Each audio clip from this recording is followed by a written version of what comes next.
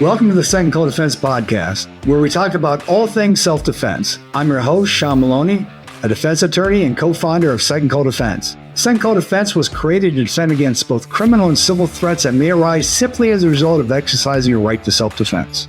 I just got back from court at a pretrial today that was related to a traffic stop with a firearm. And folks, things didn't go well. And I thought it important that I go over a few simple things that can make everybody's life easier, especially your attorney, if for whatever reason you end up in court. No one likes to see the flashing blue lights in the rearview mirror. And whether it's a warning, it's a ticket, a minor traffic violation, or it's just plain bad luck. A traffic stop can make anyone's heart race. Certainly, a lot of people have never been pulled over before. Unfortunately, I'm not one of those persons. I travel a lot, and it seems like I tend to speed a little bit too fast from time to time. So I've been giving this same advice for years to my clients in the state of Ohio, even years before concealed carry was even legal in the state of Ohio. And how things go during the traffic stop can make a big difference down the road, especially for your attorney in court if that's where you end up. And I want to talk about preparation for the traffic stop. I mean, how do you prepare for a traffic stop? Simply, you think about it and you follow this playbook, and that'll give you an idea which may be unknown to your suburban people. Also, visibility is important. Visibility for the police officer, what he sees, what he can't see. And then most importantly, communication. You always have to communicate. And they're the big difference between a routine traffic stop resolves itself quickly and then one that doesn't go so well. Those few moments, staying visible, keeping your hands in plain sight, and calmly stating your intentions before you move and before you get into your glove compartment for your license and ID are important. Again, communication is so important.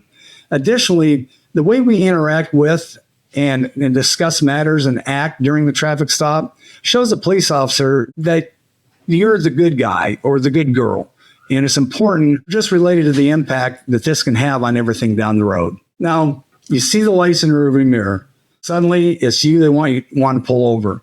The first thing you want to do when those lights come on is let the officer know that you're being pulled over. How do we do that? Turning signal. Put your right turning signal on, and you can even put your four-way flashers on.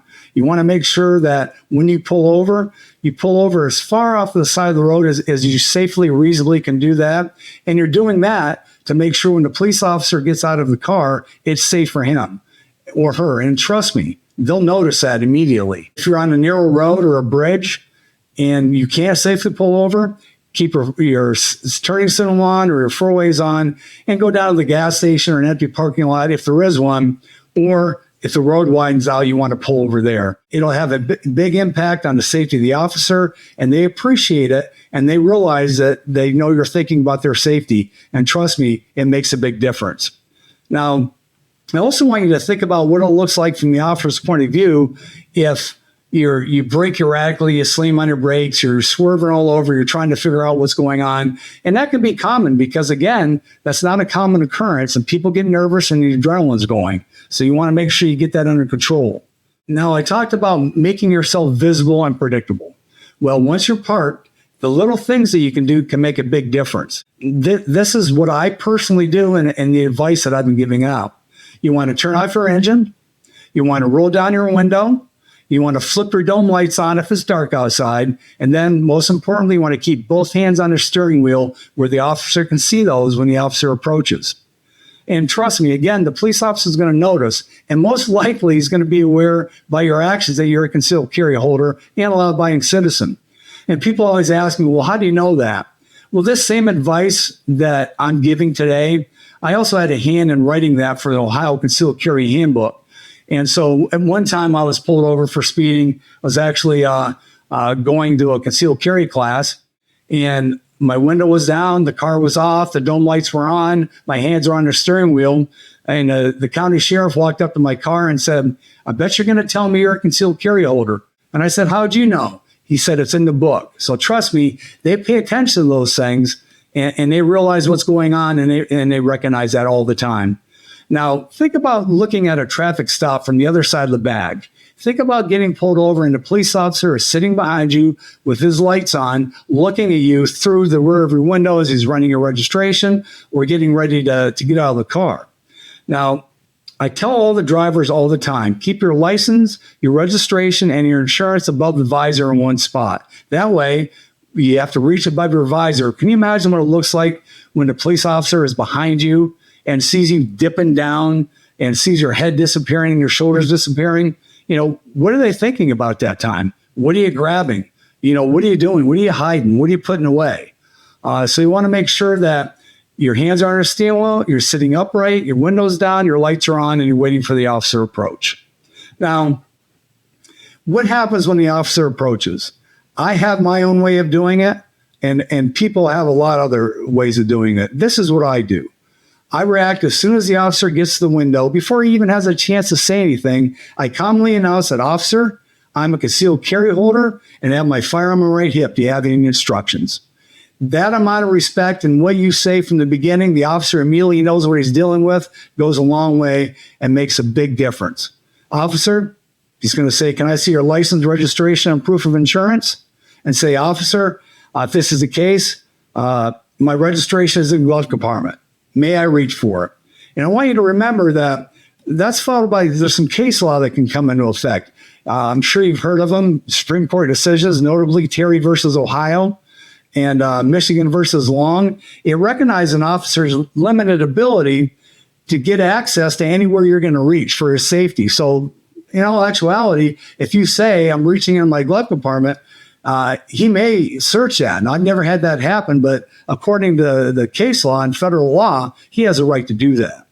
Now, you want to make sure you know your state's laws. If you carry a firearm, you have to understand the law in the place you are. And if you're traveling, that means you have to know each state's law that you're traveling through. Now, other states, like the home state of Ohio, only require me to inform that I have a firearm if I'm asked. In some states, you never have the legal duty to do that.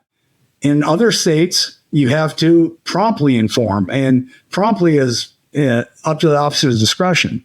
So even if it's not mandatory, I immediately inform the officer that I'm carrying, and I'm calm about it, and I communicate to him. I've always found that as an attorney, both in the courtroom and in my car when I'm pulled over, that respect for the officer's safety, letting him know what's going on, sets a tone for the entire encounter. "Officer, I have a concealed carry permit and my firearm is on my right hip." Your calm communication will put the officer at ease and show again that you respect the officer's safety. I always announce the presence of a firearm, no matter what the law is. That way, I'm covered in all jurisdictions. It's the easy way for me to do it. And after years of successfully navigating traffic stops, I can tell you firsthand that it pays big dividends. Remember, never reach for the gun or gesture towards it. Let the officer give you directions. Now, all this I was talking about is just respectful communication. And I want you to remember that's going to go a long ways, and I'll talk about that in a little bit.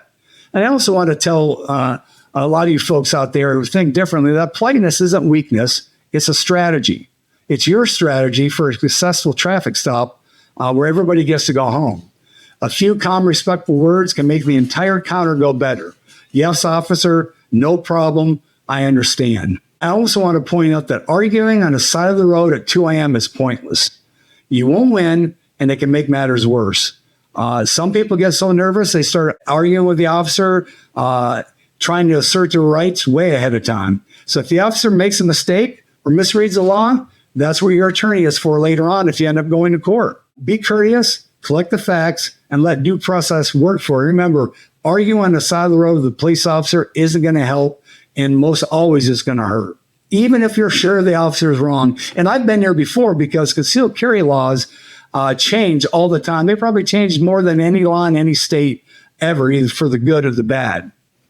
So I always make it a practice to announce every movement. Every time you're inside your car, you narrate what you're going to do. "Officer, my driver's license is in my right pants pocket and my firearm is in a holster on my right side. Can I reach for my wallet?" All the time? Sure, go ahead. And trust me, the officer's probably got his hand on his firearm on his hip and he's above you. He's got the draw. So at this point in time, he's not worried about anything. Now, also, you want to move slowly. If you're nervous and you drop something, you drop your wallet, you drop your purse, or something ends up in the ground, don't suddenly bend down and grab it. Because again, what's that look like from the officer's perspective? You want to wait and explain, say, officer, I dropped my wallet. Is it all right if I lean down and get it? Now, it sounds kind of rudimentary, but these things make a big difference to an officer that could have had a rough night, or that understands that the traffic stop is some of the most dangerous things that they're going to do during their day. Now, for whatever reason, and it could be many or none at all, if you're ever detained or arrested, I want you to stay professional. Be prepared if the stop escalates into detention or arrest. It's time to stop talking and protect your rights calmly. Officer, I wish to remain silent and speak with my attorney. Now, those words are kind of important. Sure, you can say I'm invoking my constitutional rights and I have nothing to say. But if you inform the officer that you're not going to speak without your attorney, that invokes a much stronger meaning under the law. So you always want to say, I have nothing to say until I speak to my attorney. Now, leaving the stop safely. When it's over, wait until the police officer returns to the car, gives you a clear signal that you can leave, use your turning signal, check your mirrors, and re-enter traffic safely. Departing too fast or too soon can undo all the calm professionalism that you just showed. The bottom line, a traffic stop doesn't have to be a confrontation. You can't control what kind of day the officer is having, but you can control how you respond. Remember, you don't know what the officer just had happen to him before your traffic stop. Maybe it was a violent domestic violence call. Maybe he just had a felony arrest. You never know. We're all human, and certainly that's going to impact the officer's mood when he or she is talking to you. You always want to show respect, stay calm, and be predictable. Keep your hands visible, your words polite, and your firearm holstered. Now, I also want to point out, I have some great humor watching these things. I'm sure we've all seen the YouTube videos of the person being pulled over, getting his camera out, officer, I'm recording this, announcing they're a sovereign citizen, or not announcing they know something about the law, questioning or objecting to every word out of the officer's mouth. I just please don't be that person. Especially if I'm your attorney, don't be that person. Remember, your goal is to make it home safely from a routine traffic stop. You know, this isn't just legal advice, it's common sense. Don't make matters worse for yourself. Be prepared to handle the traffic stop. Prepare mentally before driving armed. Know the law, like I stated, and anticipate what to say to the police when stopped. It's a great way to practice. It's a great way to kind of unseal and open the door what is really the unknown by going over these simple principles. When you're pulled over, you want to signal, park safely, leaving room for the officer's safety. You want to remain seated. Don't reach for documentation until requested, until you explain what you're going to do. Now, again, imagine those sudden movements like reaching for a glove compartment. They may appear threatening from the officer's perspective. Always ask before reaching.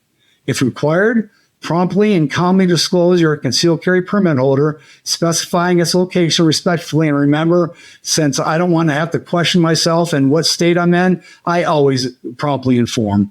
I was pulled over one day in Texas. I was there for the AccuSport SHOT Show.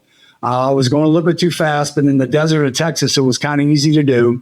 Officer came up to the car, and I had really no duty to inform. And I said, officer, I'm a concealed carry holder, and I have the firearm on my right hip. He said, that's nice. Where are you going in such a hurry?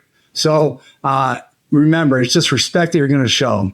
Cooperate, politely respond, politely interact with all his lawful requests, including stepping out if you're asked.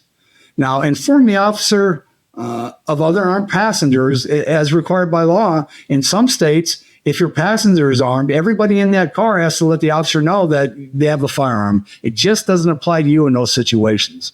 Now, also, I had a case in Ohio before we changed the law where a number of different officers showed up as a minor fender bender. Well, my client informed the first two officers that were there and never said anything about having a firearm to the third officer. And at that point, you had to inform every officer you had a meaningful contact with that came up and spoke with you. Well, officer number 3 charged him without disclosing the fact that he was a concealed carry holder, and then he lost his concealed carry permit for 6 months. That's no longer the law in Ohio. It may be the law where you live. Make sure that you're aware of the law. Make sure your documentation, your registration, and your insurance is all current, and make sure that you know exactly where it is, and you inform the officer where you're reaching for it. Don't go rummaging through the glove compartment without saying anything. Don't quickly grab it and open up the door. And remember, effective communication Clear visibility and respect for procedure are crucial in these situations. Keeps the encounter safe for the officer, for you. It's professional, it's unremarkable, and if for whatever reason you end up in court and I'm at a pretrial like I was today, trying to cut a deal, trying to get a dismissal, and 9 times out of 10, in fact, I've never had a prosecutor not do this. If the police officer is present, he or she will walk to the police officer and say, hey, do you have any objection for me doing this? And if you were acting like a jerk and you made the traffic stop a lot harder than it needed to be, the officer's going to remember it. They have it in their notes, and you're probably not going to get the deal your attorney is working to get you. So remember, how you handle a traffic stop has wide impact after you leave the side of the road. Thanks for listening, and please subscribe to the Second Call Defense podcast to learn more about self-defense.